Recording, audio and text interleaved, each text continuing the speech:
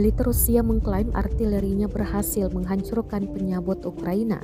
Rekaman peluncuran artileri diunggah di Telegram pada Selasa 4 Oktober 2022. Disebutkan dalam keterangan video DRG Angkatan Bersenjata Ukraina mencoba menerobos garis depan, tetapi terdeteksi dan dihancurkan tepat waktu.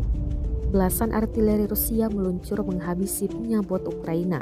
Pasukan Rusia mengatakan berhasil menggagalkan upaya-upaya penyabot Ukraina selanjutnya. Sebelumnya, Kementerian Pertahanan Rusia juga menyebut pasukan Moskow bersama dengan helikopter penerbangan militer membubarkan para penyabot Ukraina.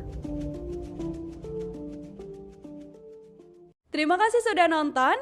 Jangan lupa like, subscribe, dan share ya.